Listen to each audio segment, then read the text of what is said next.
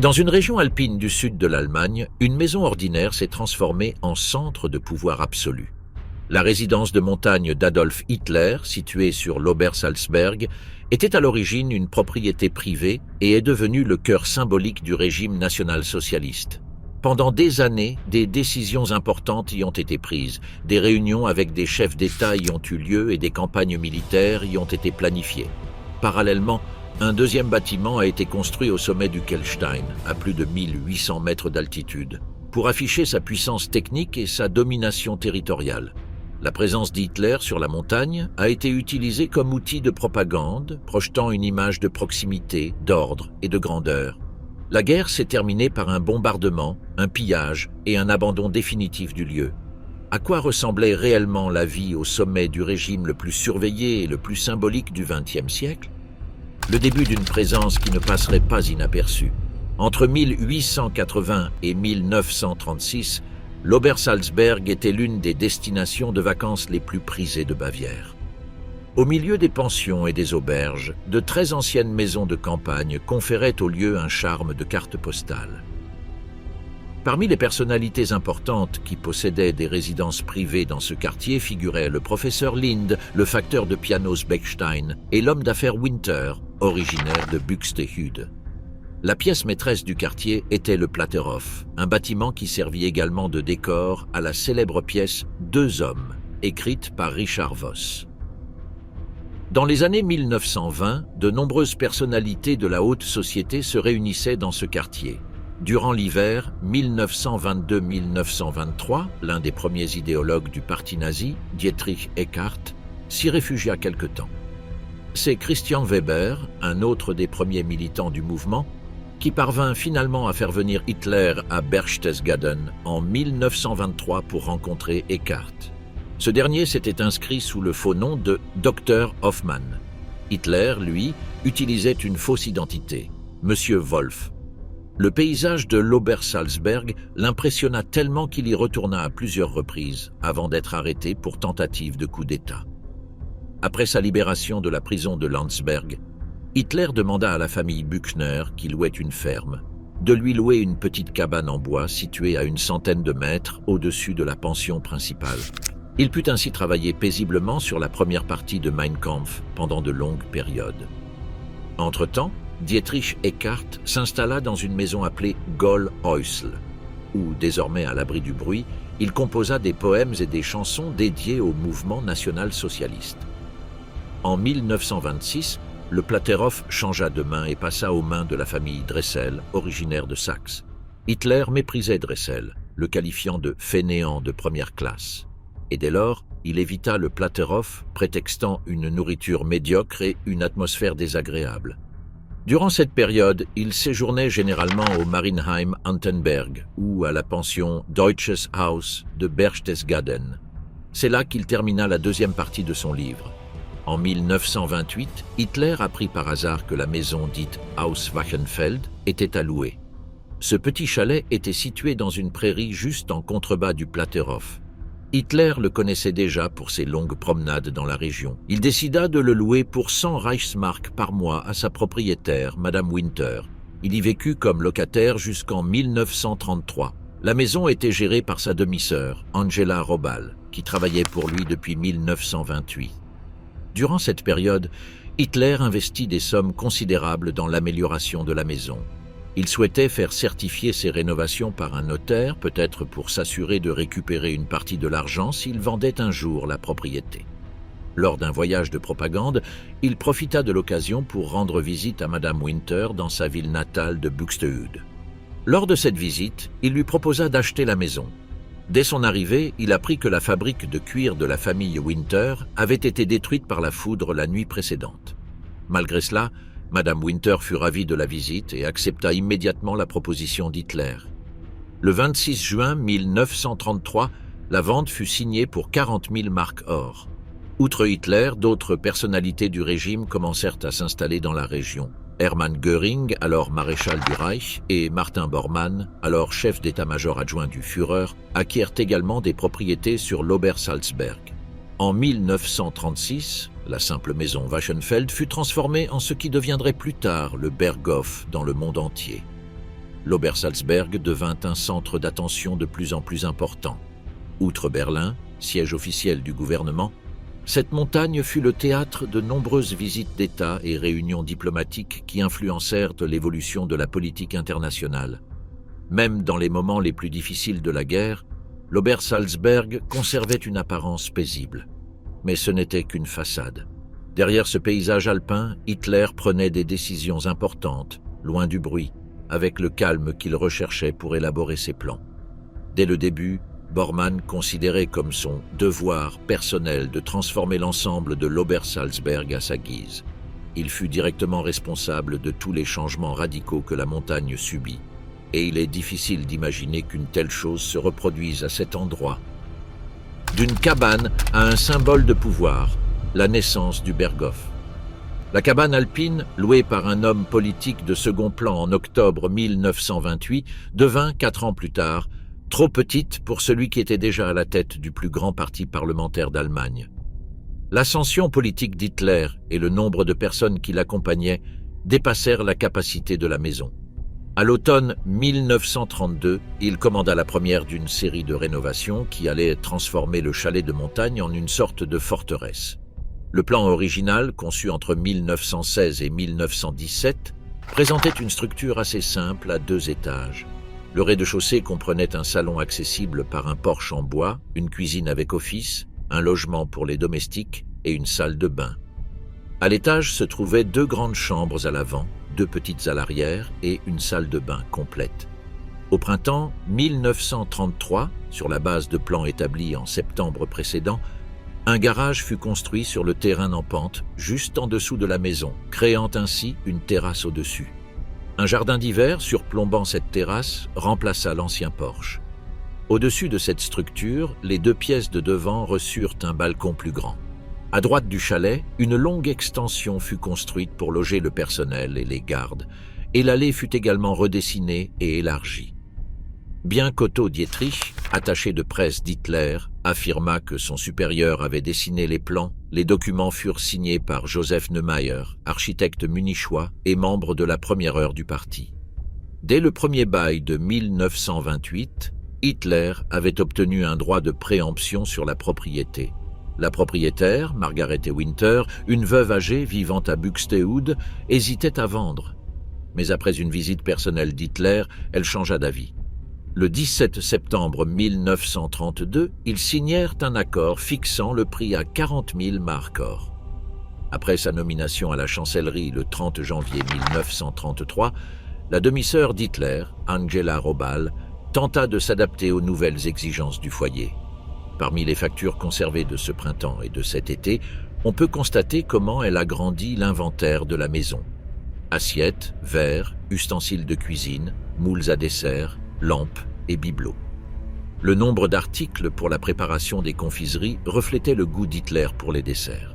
Curieusement, 5 pots de chambre furent également achetés, peut-être pour une aile nouvellement achevée qui ne disposait que d'une seule salle de bain commune pour 5 chambres. L'achat de fleurs, de vignes, d'arbustes et de matériel de jardinage témoigne d'une attention croissante portée à l'esthétique du lieu. Malgré toutes ces améliorations, la maison ne suffisait toujours pas à accueillir suffisamment de visiteurs. Un article du New York Times Magazine soulignait que même des invités importants, comme Rudolf Hess, devaient dormir sous des tentes ou au-dessus du garage. L'assistant personnel d'Hitler, Heinz Ling, raconta que la salle à manger, qui était une serre, était si exiguë que les convives devaient empiler leurs assiettes après le repas pour aider le personnel de service. Ce manque d'espace fut l'une des raisons pour lesquelles Hitler, à l'été 1935, décida d'agrandir radicalement la maison. Les travaux furent achevés en juillet 1936, et c'est alors qu'il rebaptisa sa maison le Berghof. Albert Speer, dans ses mémoires, raconte qu'Hitler n'avait pas seulement réalisé des croquis. Il avait emprunté une planche à dessin, une équerre et d'autres outils pour réaliser lui-même les plans, les coupes et les dessins à l'échelle du projet, sans demander d'aide. Bien que Speer reconnaisse qu'Hitler avait apporté un grand soin à la conception, il précise également qu'il n'avait pas l'habitude de réviser et de corriger comme le font les architectes de formation. Selon Speer, Hitler se fiait aveuglément à son idée initiale. la dessinant telle quelle sans hésitation, ce qui conférait au Berghoff une touche personnelle, mais aussi plusieurs erreurs fonctionnelles. Son agencement, dit-il, aurait reçu une très mauvaise note dans n'importe quelle école technique. Malgré cela, ce désordre lui conférait l'aspect authentique d'une maison de campagne surdimensionnée. L'architecte Aloïs Degano n'est pas mentionné par Speer, mais il a joué un rôle dans l'exécution technique. Bien que le nouveau bâtiment ait été construit avec des matériaux modernes, son extérieur imitait le style traditionnel du bois et du plâtre. Une aile basse à l'est rappelait les écuries attenantes aux maisons de campagne. Hitler était apparemment attaché à cette vieille demeure et souhaitait la préserver pour des raisons personnelles et non économiques. Pour de nombreux Allemands, cette maison était déjà devenue un symbole, et ils ne voulaient pas rompre ce lien émotionnel. Le nom Berghof, qui signifie « ferme de montagne », renforçait cette image d'origine modeste et de lien avec la campagne.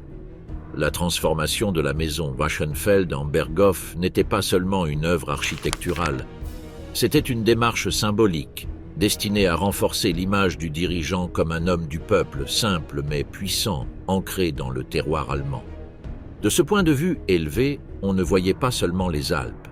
Des messages sur l'avenir du pays étaient également projetés. Ainsi naquit le Nid d'Aigle, le projet qui transforma la montagne. En avril 1937, Bormann proposa pour la première fois l'idée d'ériger une structure permanente au sommet du Kehlstein.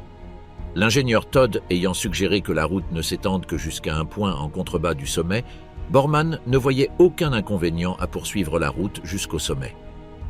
Le petit salon de thé du Mousslaner ayant démontré l'intérêt d'Hitler pour de tels projets, Bormann décida de construire un second salon de thé, cette fois tout en haut du Kehlstein.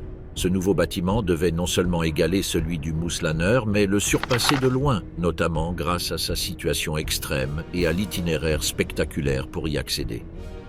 De plus, le projet prévoyait de l'offrir à Hitler comme cadeau d'anniversaire pour ses 50e ans, au nom du parti nazi. Vers la fin avril 1937, Bormann sollicita une rencontre avec l'architecte responsable de tous les travaux de l'Obersalzberg, le professeur Roderick Fick. L'objectif était de discuter de la construction du nouveau salon de thé du Kehlstein. Il lui demanda de soumettre toutes les propositions nécessaires dans un délai d'1 mois. Le délai était trop court, presque impossible. Les bâtiments devaient suivre une ligne esthétique qui ne nuise pas à la beauté du paysage. Au contraire, ils devaient s'intégrer naturellement à l'environnement sans heurter. Le 8 juin 1937, le professeur Fick présenta l'avant-projet du salon de thé à Bormann. Il opta pour un bâtiment robuste et carré en granit. Sa conception s'harmonisait avec le paysage montagneux. La salle principale aurait une forme octogonale et de grandes fenêtres offrant une vue dégagée. Cette même idée avait déjà été utilisée pour la conception du salon de thé Mousslaner. Une autre salle séparée offrirait une vue directe sur la vallée de la Scharitzkel et le lac Königssee. Mais l'idée que la route n'atteindrait que le pied de la montagne changea soudainement. Il fallut désormais grimper jusqu'au sommet pour faciliter le transport des matériaux jusqu'au chantier. Pour résoudre ce problème, tous les ingénieurs concernés se réunirent à nouveau le 22 juin 1937 afin de procéder à une nouvelle étude du terrain du Kehlstein. Tout d'abord, ils décidèrent d'annuler complètement la construction du tronçon entre Platterhof, Ludwigshöhe et Rabenwand. Cette route, déjà en cours de construction, serait recouverte de gravats afin de ne laisser aucune trace. Dès lors, toute l'attention se porta sur le tracé Hintereck-Riemertiefe Untere Kellalm. Le docteur Todd proposa de modifier la direction du tracé. Au lieu de continuer vers le nord depuis Sappenkreuz, il proposa un virage à 180 degrés qui impliquerait de creuser la route directement dans la face sud de la montagne. De là, un tunnel serait creusé menant à un ascenseur souterrain, permettant ainsi d'accéder à la salle du sommet. Si les ingénieurs de l'État préférèrent initialement le plan initial, qui aboutissait à un plateau naturel, ils commencèrent à soutenir le nouveau projet de tunnel avec ascenseur. Une nouvelle étude du site eut lieu le 12 juillet 1937, à laquelle participèrent le docteur Todd, le professeur Fick et Bormann. Lors de cette réunion, la proposition soumise par les ingénieurs de l'État fut finalement approuvée. Quelques jours plus tard, lorsque Fick soumit le devis du tunnel et de l'ascenseur, Il reçut ce qui était désormais habituel à l'Obersalzberg, une colère de Bormann. Ceux qui étaient impliqués dans le projet depuis un certain temps savaient que leur réaction faisait partie du processus. Bormann ordonna immédiatement le prolongement de la route jusqu'au sommet, abandonnant le projet de tunnel. C'est à l'ingénieur Hoppner, très prudemment, qu'il incomba de tenter de le faire changer d'avis. Lors de la conversation avec Bormann, Hoppner expliqua certains faits qui le firent reconsidérer. Il souligna que la construction de l'ensemble de la route jusqu'au sommet coûterait autant, voire plus, que le tunnel avec ascenseur.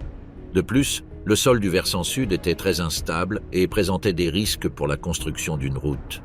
La pente était si raide que toute erreur de construction pouvait entraîner de graves accidents. Il argua également que le prolongement de la route nécessiterait le déplacement de tonnes de pierres et de terre, ce qui altérerait l'aspect du paysage, ce que Bormann avait initialement déconseillé. Il ajouta que le tunnel avec ascenseur serait non seulement plus sûr et plus rapide à construire, mais permettrait également de préserver l'aspect naturel de la montagne, sans altération visible dans la roche. Bormann écouta attentivement en silence et finit par accepter. L'ascenseur et le tunnel seraient construits comme prévu, et la route atteindrait un point précis d'où les visiteurs pourraient poursuivre leur chemin vertical, caché dans la montagne. Dès lors, le projet s'accéléra. Des équipes de travail furent mises en place sans interruption. Tous les plans furent révisés et des délais très serrés furent fixés. La pression était constante. Bien que le don fût symbolique, la commande avait un poids politique. Ce n'était pas seulement une maison de montagne. C'était une démonstration de puissance, de maîtrise technique et de grandeur personnelle. La Kelsteinhaus n'était pas née d'un caprice architectural, mais plutôt d'un calcul stratégique d'image et de propagande. Au sommet de la chaîne de montagnes, la structure devait s'élever non seulement comme une structure, mais comme un signe clair de qui était au sommet du pouvoir. L'ascenseur caché dans la montagne, la partie la plus risquée du projet. Le cabinet Polensky et Zollner confie aux frères Reck, experts en tunnel du Tyrol du Sud, la tâche d'ouvrir les passages reliant le tunnel principal et la cage d'ascenseur. Leur expérience des excavations souterraines était bien connue des spécialistes du domaine. La conception initiale fut réalisée par le professeur Roderich Fick, qui dirigeait déjà les travaux intérieurs et extérieurs de l'Obersalzberg. Le 27 septembre 1937, les travaux du tunnel de service commencèrent.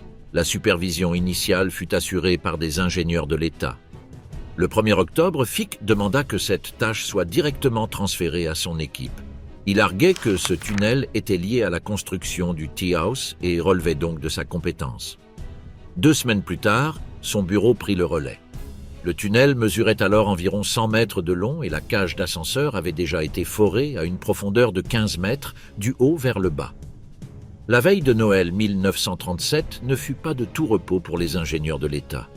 Ils reçurent une lettre de Bormann demandant une fois de plus la prise en charge du tunnel, du puits et de la salle d'attente. Après avoir visité le chantier, il estima que l'avancement des travaux était très lent. Le 8 janvier 1938, le transfert de responsabilité fut officialisé.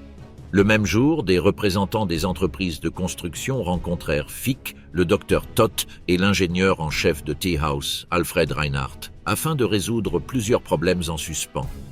Il ne reste aucun compte rendu complet de ces discussions, mais l'un des points centraux devait être la logistique du transport des matériaux.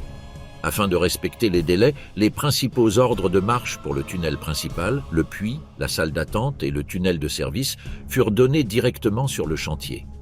Les plans officiels n'étant prêts qu'en février, de nombreuses décisions furent prises au jour le jour.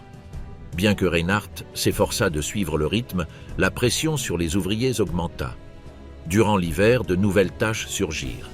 Il fut décidé que l'ascenseur aurait une capacité de 15 personnes au lieu de 10, ce qui nécessita l'agrandissement du puits à une surface de 23 mètres carrés. Des locaux pour les moteurs et les générateurs de secours durent également être creusés à 40 mètres de profondeur dans la montagne. Un tunnel parallèle au tunnel principal, relié à ces locaux techniques, était également nécessaire. Les travaux progressèrent en 3 équipes par jour, sans interruption. L'accès au tunnel fut bloqué à 2 reprises par des glissements de terrain. Le 4 mai 1938, le forage du puits fut achevé et la société Flore commença l'installation de l'ascenseur. La profondeur finale était de 126 mètres, avec une déviation verticale minimale de seulement 3 cm. Pour corriger cette différence, une couche de plâtre spécial fut appliquée. La salle d'attente fut construite en marbre de Ruhpolding. Son plafond voûté, haut de 6,5 mètres, fut assemblé sans ciment entre les pierres. Pour permettre cette hauteur intérieure, le creusement du tunnel dut atteindre 9,5 mètres de profondeur. Les murs du passage furent revêtus de blocs de marbre de Kalberstein, espacés de 2 cm. Les espaces furent comblés avec du mortier rouge, de la même teinte que la pierre. Selon les plans de Fick, l'entrée du tunnel et le hall octogonal voisin étaient revêtus de marbre d'Untersberger. Les murs extérieurs à la sortie du tunnel tiraient parti du soutien naturel de la montagne. La partie structurelle du tunnel de service, parallèle au tunnel principal, était en ciment. Les sections reliant le puits aux locaux techniques étaient en roche massive. La caverne utilisée pour les générateurs était isolée par des tôles ondulées zinguées. La salle d'attente et la voûte intermédiaire étaient imperméabilisées par un isolant adhésif spécial. L'ensemble de la structure était protégé de l'humidité par des tôles ondulées traitées. Le système d'ascenseur était soutenu par un système de poulies complexes permettant le déplacement des charges pendant l'excavation. Le puits était foré simultanément par le haut et par le bas. Pour éviter l'effondrement du sommet, des explosifs de faible puissance étaient utilisés. Les gravats étaient évacués par wagon vers un dépôt voisin.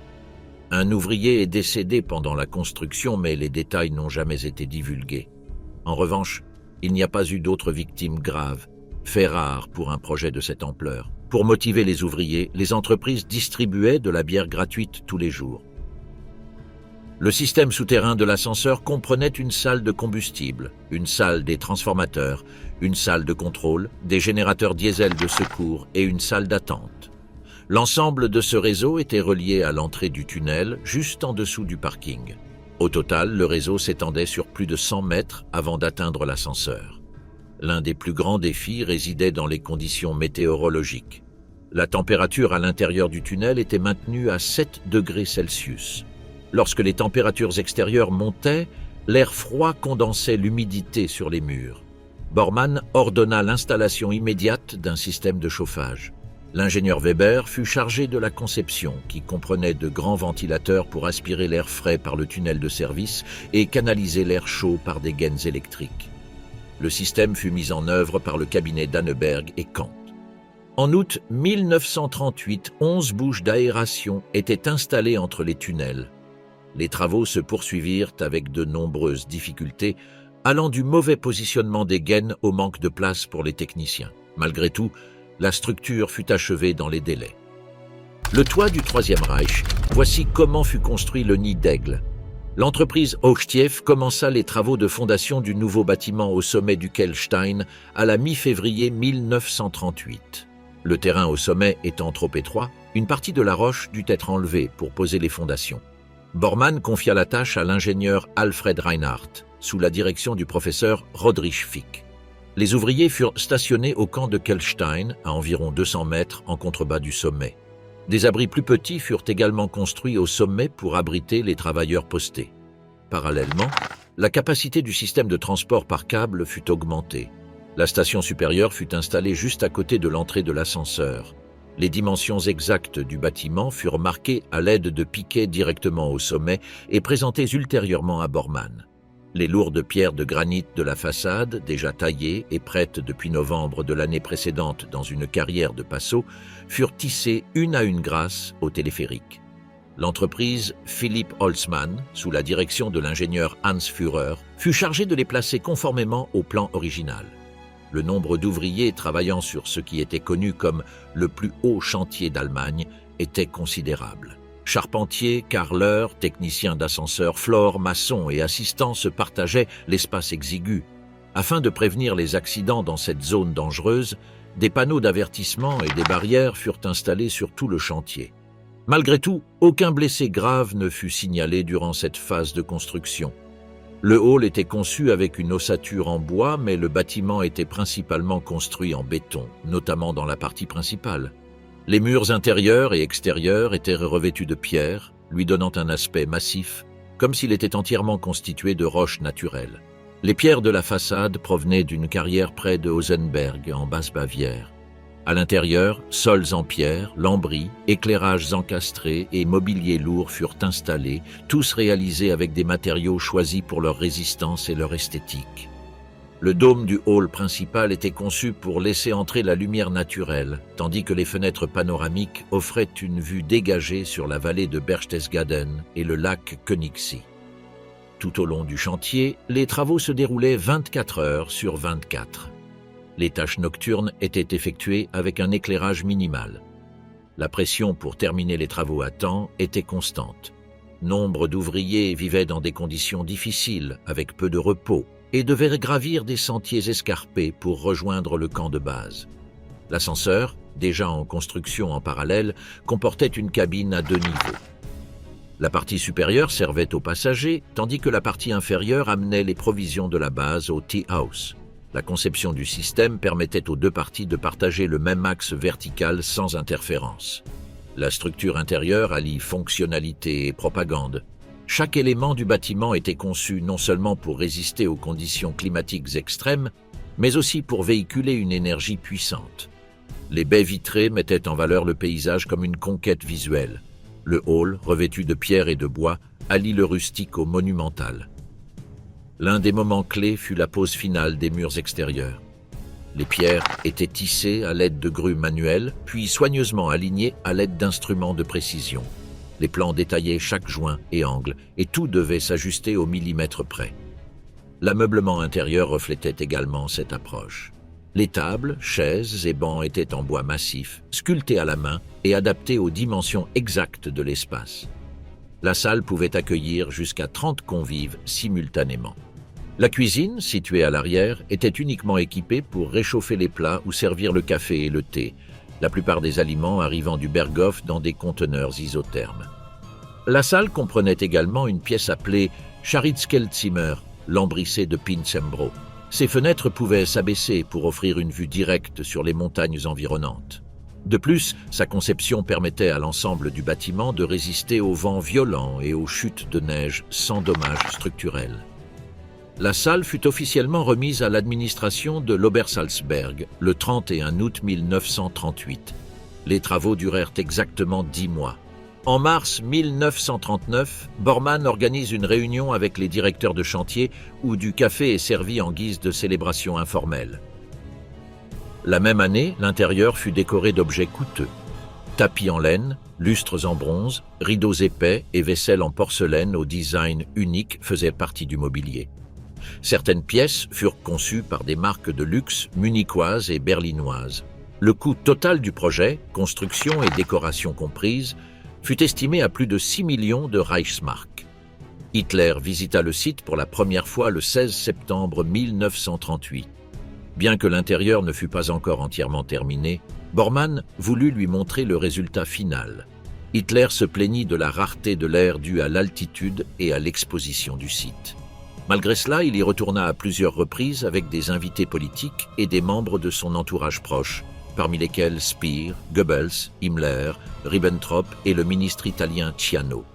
Le nid d'aigle, comme on le rebaptiserait plus tard, n'était pas seulement destiné à servir de salon de thé. C'était un symbole visible, une déclaration architecturale en pierre, érigée au plus haut point du pouvoir nazi. La route de l'impossible, comment elle a été construite? La route de Kelstein fut achevée en octobre 1938. Sa construction, tout comme celle du Tea House, fut considérée comme un chef-d'œuvre d'ingénierie. Aujourd'hui encore, elle est saluée comme une avancée majeure dans l'histoire de la construction routière de montagne. C'était la première fois que de l'asphalte liquide chaud était utilisé sur une route alpine présentant une pente de 25%. Pour garantir la résistance de la structure aux conditions climatiques extrêmes, des couches de pierre furent utilisées pour empêcher la formation de glace à la base. De plus, elle était conçue pour supporter le poids des véhicules lourds. Depuis 1960, on estime que la route a supporté plus de 4 millions de tonnes de trafic touristique et de bus. Les murs de soutènement étaient construits avec plusieurs couches de pierre renforcées. Au fil du temps, seules des défaillances mineures ont été détectées. L'un des cas les plus graves s'est produit en 1999, lorsqu'un glissement de terrain a provoqué l'effondrement d'un tronçon entier. Heureusement, il n'y avait alors aucune circulation. Le point fort du projet résidait dans l'intégration de la route et de ses remblais au milieu naturel. Le concept a été développé par le professeur Alwyn Seifer et appliqué pour la première fois dans ce projet. Au fil des ans, les bords de la route ont été entièrement recouverts de végétation, permettant au tracé de se fondre dans le paysage. Seule la route elle-même est restée visible. Le volume de travail était bien plus important que prévu. Des pentes raides, un terrain instable, les intempéries et des conflits avec les entreprises de construction ont compromis le délai. Malgré tout, la date prévue de septembre 1938 a été respectée. Le respect des délais et des exigences techniques était une performance exceptionnelle, mais le prix à payer était élevé. Épuisement physique, tension constante et rupture des relations entre les responsables. Lors de la dernière étape, des glissières de sécurité ont été installées. Les zones instables ont été comblées avec du ciment et les pentes ont été nivelées avec de la terre végétale apportée par wagon. Sur le tronçon connu sous le nom de Sidonase, l'idée initiale de créer une boucle à l'intérieur du tunnel a été abandonnée, un autre tracé étant mieux adapté au terrain. Cette décision a nécessité de refaire plusieurs sections pour éviter les virages serrés. Les travaux d'asphaltage ont été perturbés par des pluies incessantes. La zone a mis des semaines à sécher. Parallèlement à l'asphalte, du gazon a été posé en bordure pour stabiliser le sol. De plus, des milliers de pierres non adhérentes, susceptibles de ternir l'aspect du sentier terminé, ont été retirées. Dans la section d'Offner-Kirchel, une avalanche de pierres a détruit la clôture de sécurité nouvellement installée. Afin de protéger cette section à l'avenir, un mur en pierre naturelle a été érigé. Un autre défi technique consistait à sécuriser le sentier du parking au sommet. Pour éviter tout effondrement, il a été asphalté et recouvert d'une couche de protection. Une zone touchée par un glissement de terrain sous le sentier du Dalsenwinkel a également été renforcée. À cet endroit, 3 sources ont été déviées et un mur de soutènement a été construit. Les installations de communication ont également été endommagées. La foudre a détruit la ligne téléphonique entre le Sappenkreuz et le parking. Elle a dû être retirée, réenfouie et re-engazonnée. Cette tâche a été réalisée parallèlement aux derniers aménagements des tunnels et de la salle d'attente. Les ingénieurs de l'État devaient également être responsables de la section de liaison entre le point 22 et le Ligiretalm, ainsi que d'autres routes secondaires. Cependant, Bormann ordonna que la route principale de Kelstein soit prioritaire. La charge de travail doubla. Toutes les sections du tracé de la Giggenbachriesse au parking final furent réparties entre les ingénieurs Schenk, Müller et Weber. L'ingénieur Schenk se vit confier la section entre Salzburg-Blick et la Giggenbachriesse. Son échéance fut avancée à 2 reprises. Il fallut d'abord déblayer les débris accumulés, redessiner le tracé et élargir la route. Les murs mal construits furent démolis et reconstruits, les fondations renforcées et plusieurs sections rocheuses stabilisées par de nouveaux murs. Tout cela fut réalisé en moins de temps que prévu. Après avoir terminé sa partie, il fut promu administrateur en chef de l'Obersalzberg. L'ingénieur Weber était responsable de la dernière section, qui devait être achevée à l'automne 1937. Il restait encore beaucoup à faire. Remblai de gravier, renforcement des bords, pose de garde-corps, préparation du soubassement en béton et installation du drainage. Le passage Platterhof-Resten devait également être repensé, ce qui impliquait la construction d'un pont. Sage et Werner a été mandaté pour cette tâche. Les ingénieurs cherchèrent à réduire les coûts en achetant directement la terre végétale pour couvrir les pentes. Lorsqu'ils commencèrent à la distribuer, ils constatèrent les dommages environnementaux causés aux alentours. En revanche, dans les zones sous la supervision de Schenk, la végétation avait été à peine touchée. Du côté sud, les arbres étaient en mauvais état. Certains furent abattus et d'autres traités au goudron pour ralentir leur dégradation. Une fois toutes les structures achevées, les camps de travail, les échafaudages, les entrepôts, les toilettes portables, les poteaux téléphoniques, les câbles électriques, les conduites d'air et d'eau ainsi que tous les outils utilisés pendant la construction furent démontés. Chaque zone fut remise dans son état d'origine. Finalement, l'ensemble du tracé fut asphalté.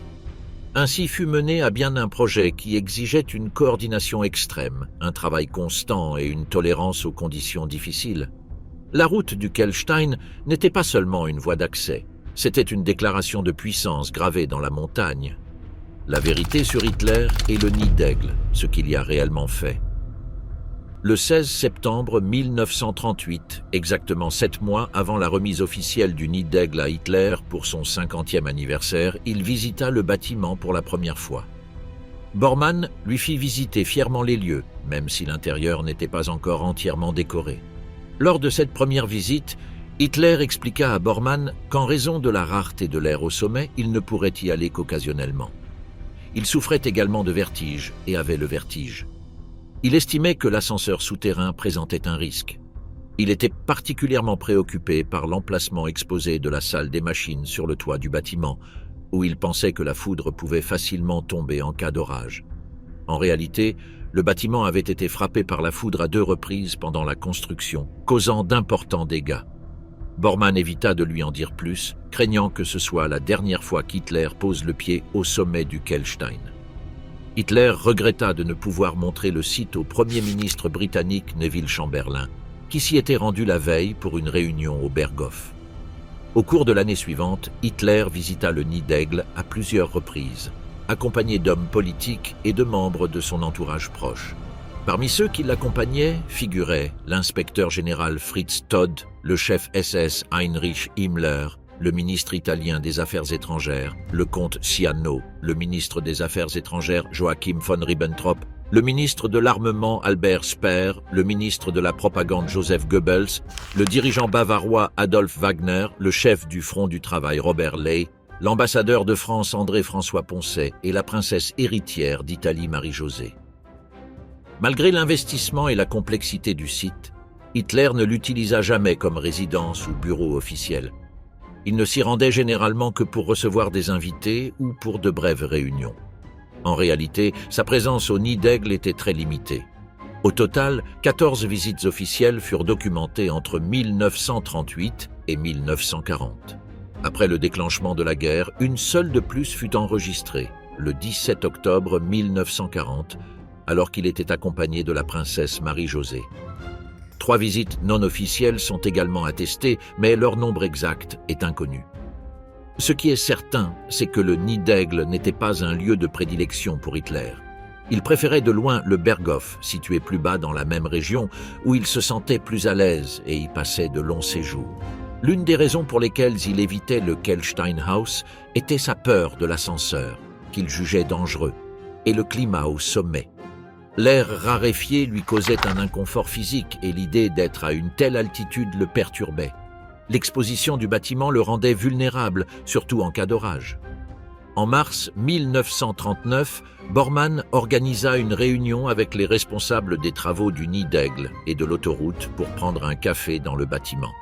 À cette occasion, la maison fut officiellement remise à l'administration d'Obersalzberg, bien que celle-ci ait pris possession des lieux depuis le 31 août de l'année précédente. L'aménagement intérieur du Théos comprenait une grande salle de réception aux boiseries en chêne sablé, une salle à manger pouvant accueillir 30 personnes et une cuisine équipée d'appareils Kreft rarement utilisés. Les repas étaient apportés de l'hôtel Platterhof dans des conteneurs isothermes. Les installations sur place ne servaient qu'à réchauffer les boissons et à servir le café. La pièce, appelée Scharitzkelzimmer, était lambrissée de Pinksembro. Elle possédait 2 fenêtres abaissables offrant une vue imprenable sur le Hohergöl et le lac Königssee. Lors d'une de ses visites, Hitler remarqua que la disposition des tables en U dans la salle principale était trop froide et impersonnelle. En 1940, le mobilier fut réaménagé. Une grande table en 2 parties, en hêtre et en noyer, fut installée, commandée par la société Possenbacher, pour un coût de 1888 marks. Le bureau d'Hitler, situé au nid, ne fut jamais utilisé par lui. Bien qu'entièrement meublé et relié à Berlin par des lignes directes, le dirigeant nazi ne l'occupa jamais comme espace de travail. Sa présence y était purement symbolique. Des archives photographiques témoignent également de quelques visites privées.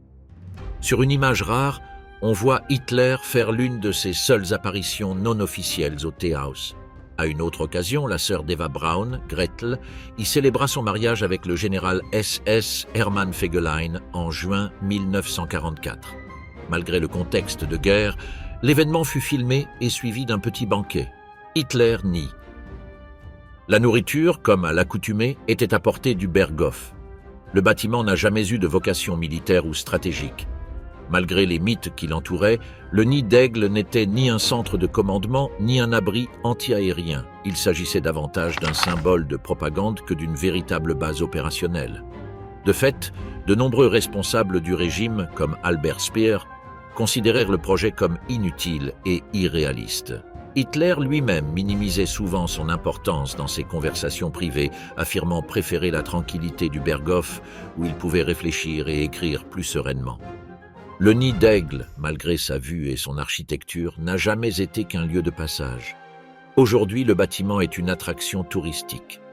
Mais à l'époque, c'était une scène peu fréquentée, inconfortable pour son propriétaire.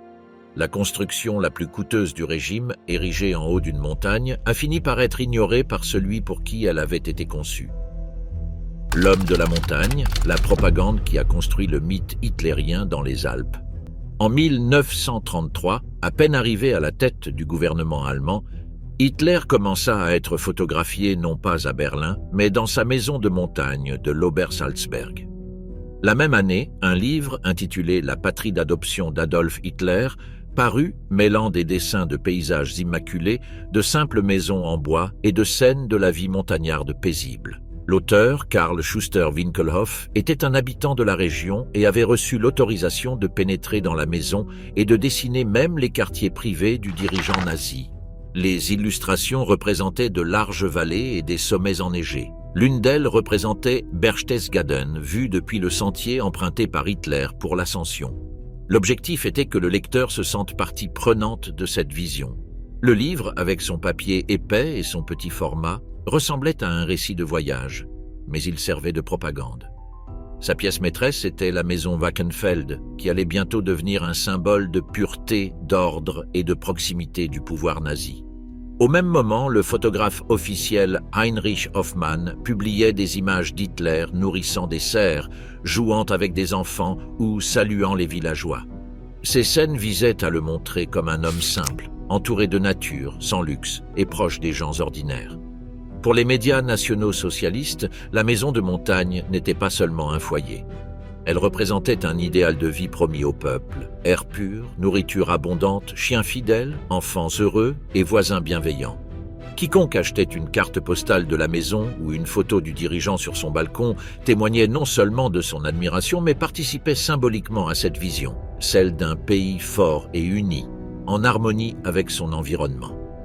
Certains visiteurs parcouraient des kilomètres pour atteindre les portes de la maison Wachenfeld. Même en l'absence d'Hitler, la vue de la maison justifiait à elle seule le voyage. C'était un point de repère émotionnel.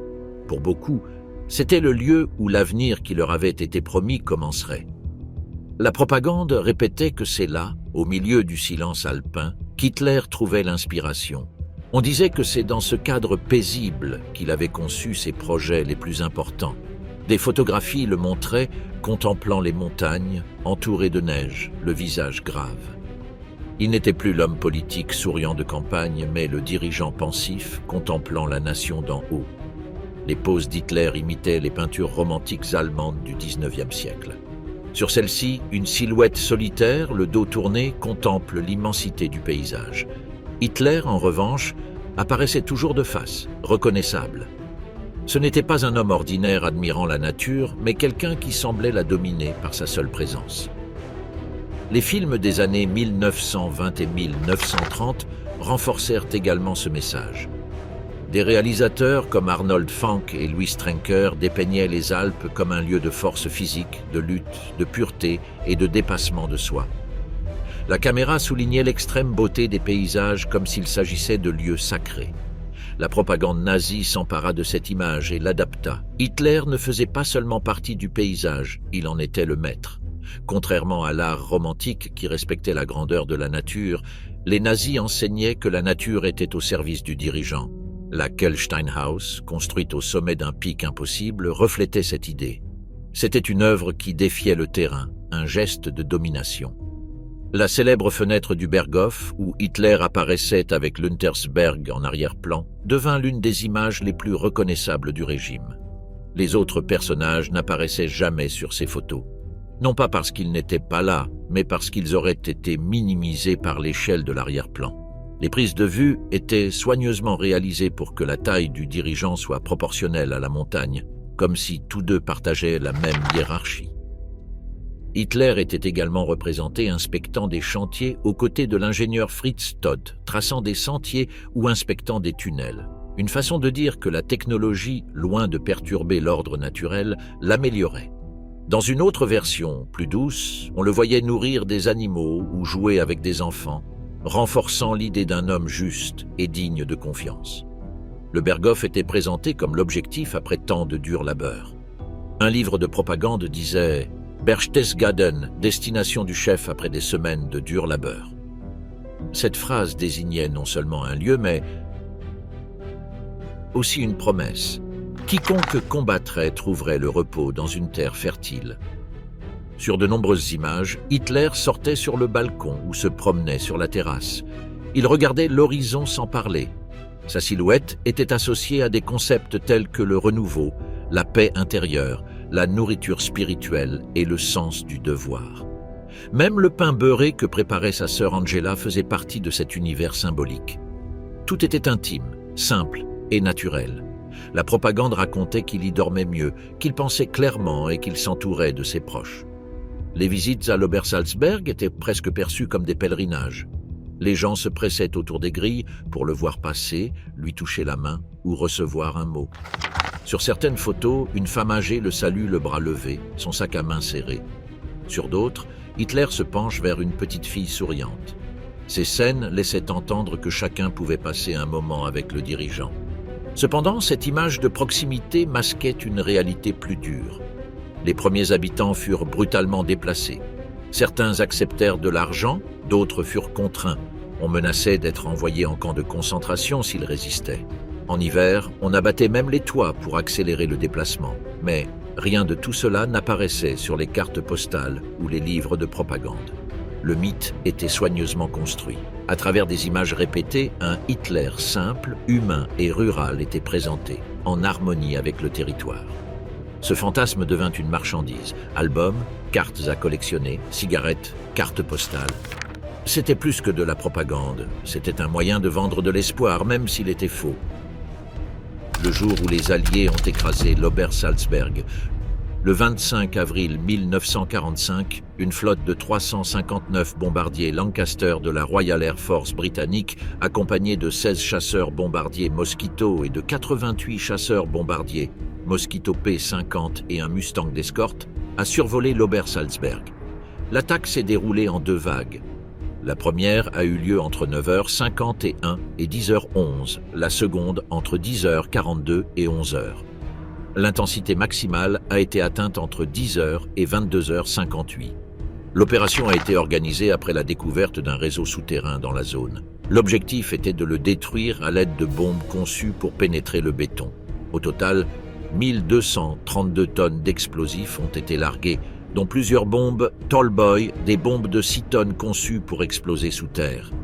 L'ordre officiel était de détruire le prétendu bastion alpin nazi, une forteresse de montagne où Hitler et ses partisans auraient prévu de se retrancher pour poursuivre la guerre depuis les Alpes.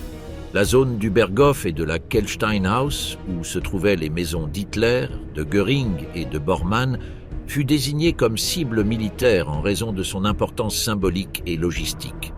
Les défenses anti-aériennes de l'Obersalzberg étaient déjà affaiblies. Les artilleurs expérimentés avaient été transférés au front des mois plus tôt. Les rares opérateurs restants étaient inexpérimentés. Ils ne tirèrent que quelques coups de feu désorganisés avant de se taire. Des milliers de personnes réussirent à se réfugier dans les bunkers souterrains. Malgré les bombardements massifs, le bilan des victimes fut faible. Cependant, des victimes civiles furent confirmées, notamment des enfants coincés dans des espaces ouverts. Le Berghof fut touché par plusieurs bombes. Les côtés est et ouest brûlèrent pendant des heures. Le toit de la maison qui recouvrait la grande salle et les appartements d'Hitler s'effondra. La partie originale, connue sous le nom de Haus Wachenfeld, fut complètement éventrée après un accident de justesse. À l'intérieur, le sol était recouvert de débris et le mobilier détruit.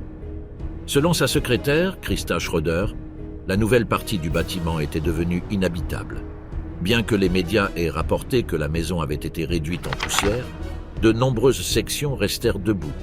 L'aile, et une partie de la grande salle résistèrent. Cependant, quelques jours plus tard, le 4 mai, des membres SS encore présents dans le secteur arrosèrent le Berghof d'essence et y mirent le feu, achevant sa destruction. La Kehlsteinhaus, quant à elle, ne fut pas touchée. Bien qu'elle fût l'une des cibles, aucune bombe n'atteignit sa cible.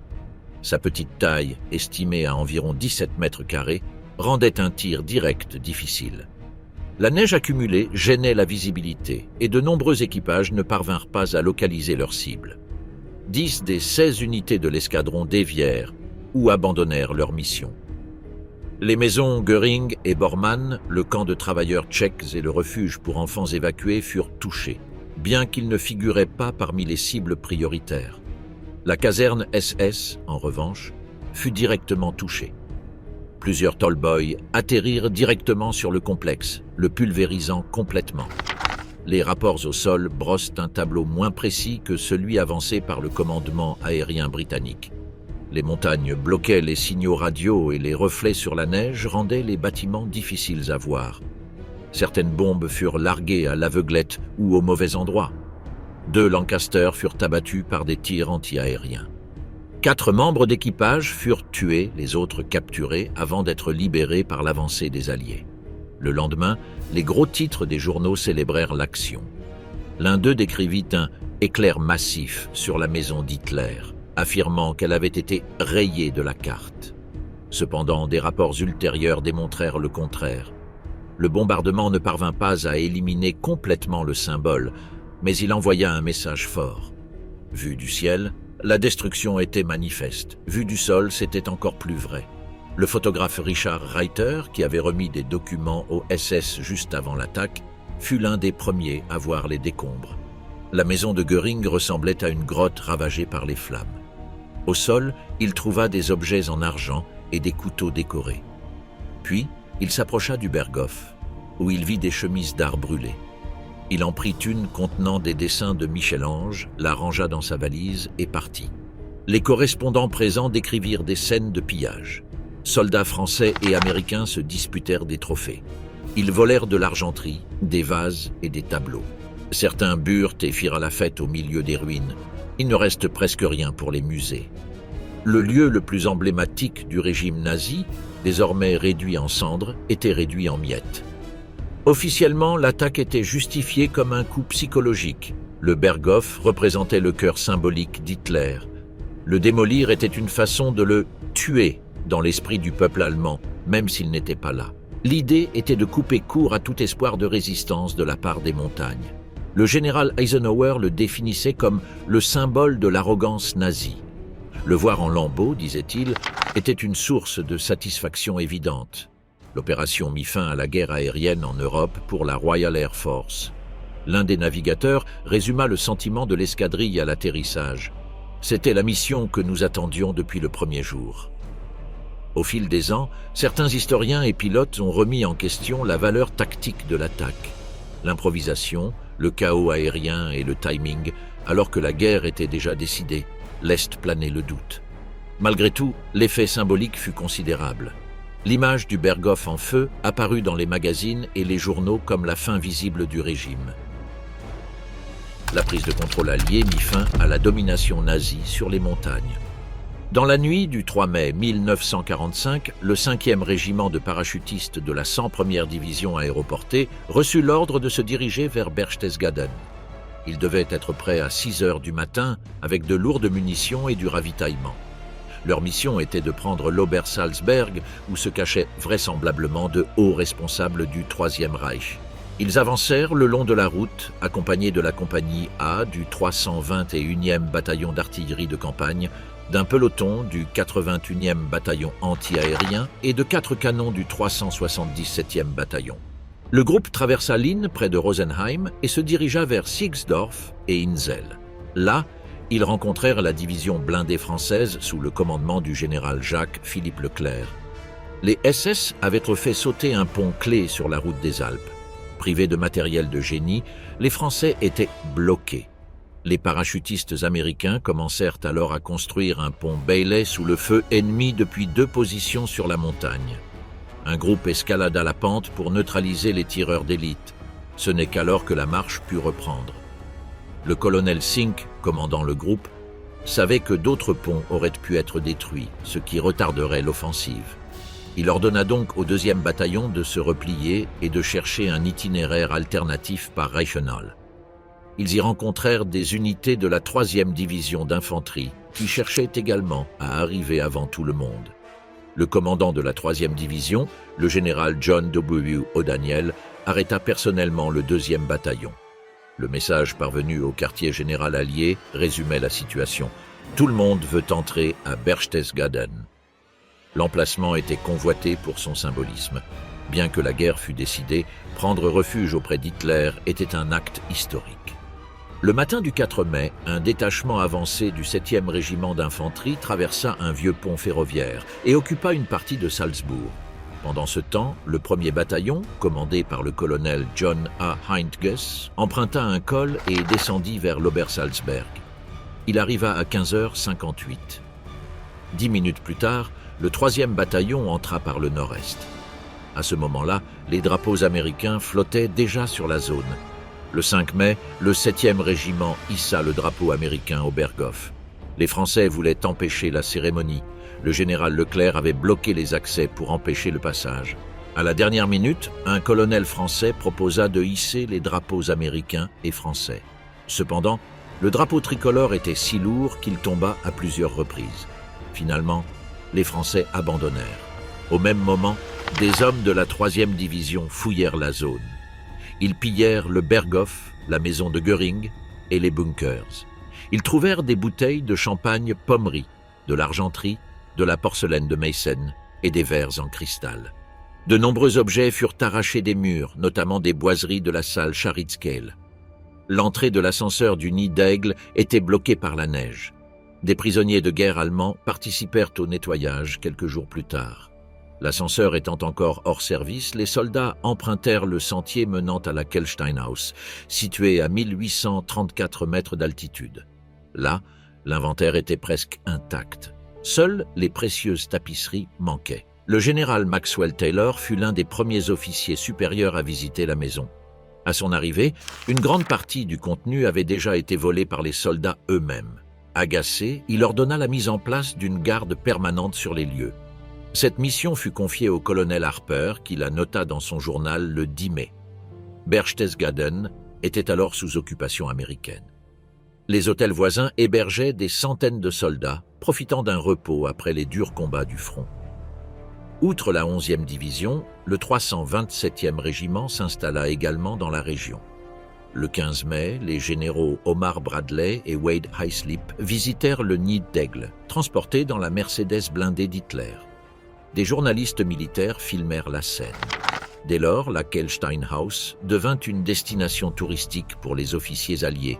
Pendant ce temps, le Berghof, réduit en ruines, fut pillé par les soldats et les civils. Des bouteilles, des documents et des restes calcinés furent encore retrouvés dans son sous-sol. L'un des premiers visiteurs, le photographe Richard Reiter, collectionna des dessins de Michel-Ange et des cruches en argent. Des visites guidées du village furent organisées pour les nouveaux occupants. Des panneaux indiquaient le chemin vers la maison d'Hitler. Des soldats distribuaient des plans. Un correspondant écrivit que l'endroit ressemblait à un parc d'attractions avec des soldats et des infirmières se promenant, prenant des photos et cherchant des souvenirs. Les tunnels du Berghof, fermés au public, restaient gardés. Malgré les pillages massifs, des traces du régime subsistaient. Bunkers, passages, entrepôts. Certains tentèrent d'y pénétrer par leurs propres moyens, d'autres se contentèrent d'observer de l'extérieur. Quelques jours plus tard, des officiers supérieurs donnèrent l'ordre de protéger les ruines et d'empêcher qu'elles ne deviennent un lieu de pèlerinage. Mais le mal était fait. Le refuge d'Hitler était tombé. Des drapeaux étrangers flottaient sur sa montagne. La scène finale de la guerre en Europe était déjà écrite. Secret au sous-sol, ce que cachaient les ruines. À la mi-avril 1945, l'Obersalzberg semblait hors de portée des derniers bombardements et combats. La résistance allemande s'effondrant, les troupes américaines et françaises avancèrent vers Berchtesgaden. Le 16 avril, l'aviation alliée détruisit les derniers vestiges fonctionnels de la Luftwaffe. Près de 900 avions au sol, sans pilote ni carburant. Cette nuit-là, le général Karl Spaatz déclara la fin de la guerre aérienne stratégique. La priorité serait désormais de soutenir l'avancée terrestre jusqu'à la reddition totale. Le bombardement du Berghof, le 25 avril, en surprit plus d'un. À quoi bon détruire un refuge symbolique alors que la guerre était presque terminée? Les précédentes attaques sur l'Obersalzberg avaient été annulées. Certains doutaient de la sagesse d'éliminer Hitler à ce stade, considérant que son mauvais commandement profitait aux Alliés. D'autres craignaient que sa survie ne rallie encore davantage le peuple allemand à sa cause. Après la destruction, une vague de pillage éclata. Ce que les bombardiers ne pulvérisèrent pas, les soldats l'arrachèrent. La maison d'Hitler ne disparut pas. Elle fut démantelée, transportée dans des sous-sols et des salons du monde entier. Le correspondant de Vogue, Lee Miller, arriva au Berghof dans la nuit du 4 mai. Il brûlait encore. Au matin, raconta-t-il, le feu était presque éteint et les pillards aussi, mais en masse. Les troupes françaises et américaines, qui s'étaient disputées l'honneur d'arriver les premières, coopéraient désormais à la recherche de souvenirs. Miller décrivit une fête endiablée au milieu des ruines fumantes avec des toasts, des cris et des objets échangés de main en main. Il ne restait plus rien de ce criminel de guerre pour un musée, nota-t-il ironiquement. Partout sur la planète, raconta-t-il, des ronds de serviettes et des fourchettes apparaissaient dans les maisons civiles, supposément utilisées par Hitler. L'Obersalzberg était présenté comme un paysage surréaliste d'un luxe extrême. Ce matin-là, le jeune coursier SS Richard Reiter fut appelé pour livrer un colis au commandant du détachement sur la montagne. À son arrivée, les sirènes hurlèrent. Il se cacha dans un abri près de la piscine de Göring. Lorsqu'il en ressortit, sa maison ressemblait à une grotte éventrée. Parmi les décombres, il trouva une assiette persane en argent et un couteau de chasse orné de pierres.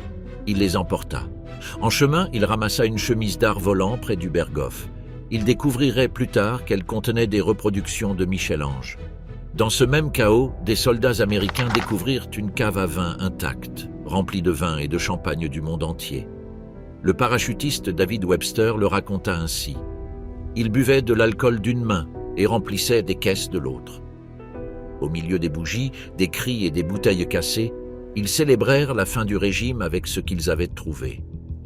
Ainsi, l'image d'un Hitler modeste et austère que la propagande avait vendu pendant des années s'effondra. Tandis que les Américains prenaient le vin, les Français préféraient les objets durables. Ils avaient trouvé un tunnel où étaient entreposés les meubles, la vaisselle, le linge et les couverts du dictateur. Ils les emportèrent sans se cacher. Certains Américains firent de même. Des photos d'eux posant avec les trophées furent plus tard exposées chez eux. Bien qu'officiellement illégal, le pillage fut toléré par de nombreux officiers supérieurs, voire même y participèrent. Un colonel du Texas organisa une fête avec les nappes et les couverts d'Hitler. L'occupation du Berghof par les troupes alliées révéla un réseau de tunnels, de caveaux et de bunkers. Tandis que les ruines brûlaient à la surface, des centaines d'objets et de nourriture restaient sous terre. Les habitants, saisissant l'occasion, s'y précipitèrent avec des brouettes, des chevaux et des vélos pour s'emparer du maximum de choses, sucre, beurre, miel, café, vêtements et vaisselle. Près du refuge de Bormann, ils découvrirent d'énormes stocks de champagne et de cognac. Peu après, les troupes découvrirent une collection d'œuvres d'art pillées. Ils organisèrent une exposition improvisée à l'hôtel Bavarian d'Unterstein. Des œuvres de Rembrandt, Cranach, Rubens, Holbein et Renoir étaient empilées dans des pièces affichant des panneaux « Défense de fumée ». Le conservateur de la collection Göring, Walter Andreas Hofer, expliqua les œuvres aux visiteurs, insistant sur le fait que tout avait été acquis légalement. Les soldats ne le crurent pas. Certains tableaux disparurent pendant l'exposition. Des albums contenant des œuvres volées qu'Hitler conservait pour sa maison de montagne furent également découverts.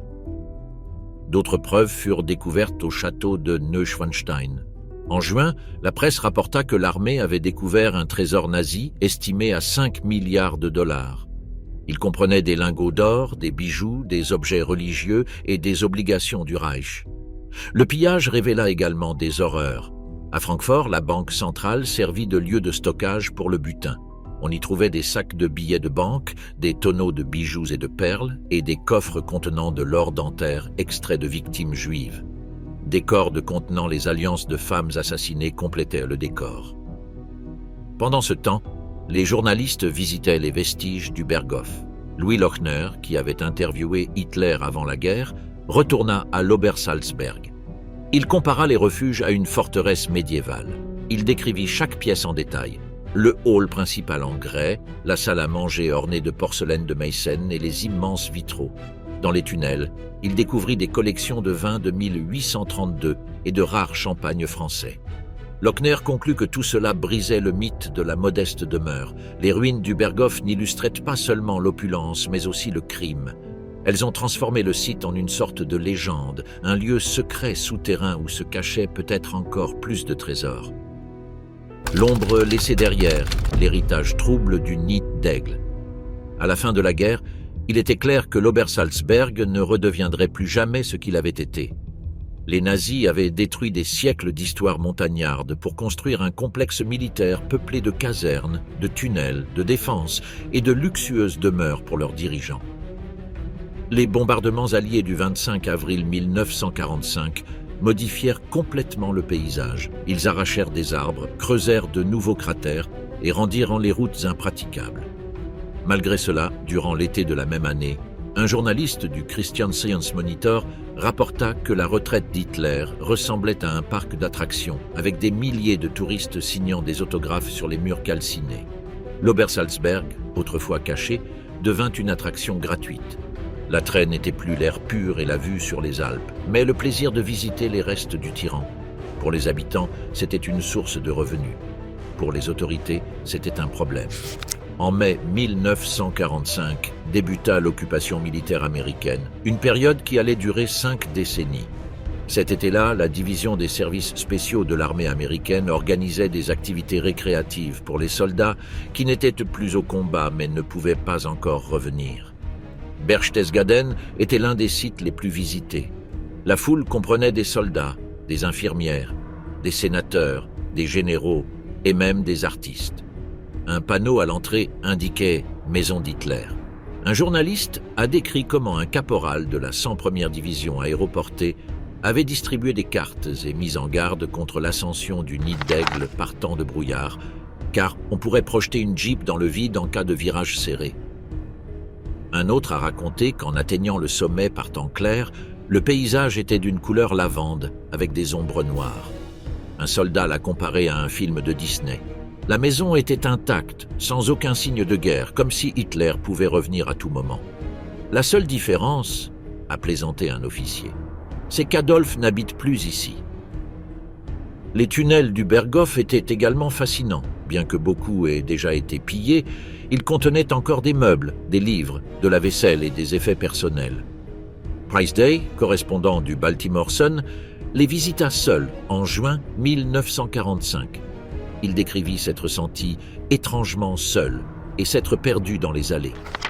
Il vit des bibliothèques neuves remplies d'encyclopédies, de manuels de cuisine et même de vaisselle SS. Un autre visiteur essaya le lit d'Hitler et le trouva inconfortable. Ce mélange de quotidien et de sinistre était particulièrement séduisant. C'était comme observer un dieu mythologique siroter du thé en pantoufles avant de lancer des éclairs. L'endroit était un labyrinthe de macabre et de familier. La cuisine du Berghof était intacte. Mais chacun voulait voir deux choses, la grande fenêtre de la grande salle et le nid d'aigle. S'y tenir, c'était imiter le regard du dictateur, partager son point de vue, comme le suggérait la propagande nazie. Nombre de visiteurs ne se contentaient pas de regarder. Ils voulaient garder un souvenir de leur passage. Selon Day, les murs étaient couverts de noms, de grades, de villes natales et de numéros de matricules. Seuls les plafonds étaient restés intacts. C'était une façon d'immortaliser la victoire. Un autre journaliste l'a qualifié de « monument symbolique de l'effondrement de la maison construite par Hitler ». Le magazine Life a publié des photos avant-après. Le New York Times a plaisanté en disant que le fantôme d'Hitler devrait trouver un autre lieu à hanter. Cependant, les touristes ne sont jamais repartis. Malgré les tentatives de nettoyage des ruines, la circulation était si dense qu'elle empêchait l'herbe de pousser sur les décombres. La maison, bien que démolie, est restée le site le plus visité d'Allemagne sans promotion officielle. En 1962, un journaliste l'a comparé à Pompéi. Des années plus tard, un hôtel de luxe a ouvert dans le quartier. Les journalistes se sont demandé s'il était approprié de boire du vin en admirant le paysage qui avait inspiré Hitler. Le personnel de l'hôtel a reçu une formation sur la manière d'aborder le passé nazi. Dans chaque chambre, il y avait une Bible et un catalogue du centre de documentation avec des photos de l'Holocauste. Certains clients ont trouvé la lecture inconfortable et les livres ont été transférés à la bibliothèque. L'hôtel s'est protégé des rassemblements néo-nazis en augmentant les prix et en interdisant les réservations le 20 avril, jour de l'anniversaire d'Hitler. Au même moment, un marché mondial pour les effets personnels du dictateur émergea. Leur vente est légale aux États-Unis et au Royaume-Uni, mais interdite en Allemagne. Couverts, draps, bureaux, lampes et même un globe terrestre furent vendus aux enchères. Nombre d'entre eux étaient des contrefaçons. Les ventes publiques ont suscité les critiques des groupes juifs qui y voyaient un moyen de tirer profit du génocide. Un collectionneur juif a déclaré « Vous avez tué ma famille, mais maintenant vous m'appartenez ». Les musées n'exposent presque jamais ces objets. En 2010, le musée historique allemand a organisé une exposition sur Hitler et le peuple allemand. Tous les objets personnels ont été exclus en raison de leur potentiel attrait. Même un buffet conçu par Speer a été recouvert d'un grillage noir pour empêcher toute vision idéalisée. C'était comme placer les objets en quarantaine visuelle. Le gouvernement bavarois a reconstruit la zone, effaçant les structures du Troisième Reich. Il a démoli la colline où se trouvait la maison de Göring, rasé les derniers vestiges visibles et nivelé le terrain pour y installer des hôtels. Le Platterhof a été transformé en parking et l'ancienne caserne SS est devenue une piste de Segway pour les touristes. Des protestations ont eu lieu. Certains ont accusé les autorités de vouloir minimiser le passé. D'autres ont affirmé qu'avec la mort des derniers témoins, ces ruines étaient le seul lien physique avec ce qui s'y est passé. Malgré le silence institutionnel, les ruines subsistantes ont continué à accueillir des visiteurs. Sur des murs abandonnés, des graffitis tels que « Hitler avait raison » révélaient la présence d'extrémistes. Pour certains, la montagne était simplement un lieu magnifique. Pour d'autres, un lieu de culte. Le Berghof, désormais sans toit ni mur, restait un piège historique.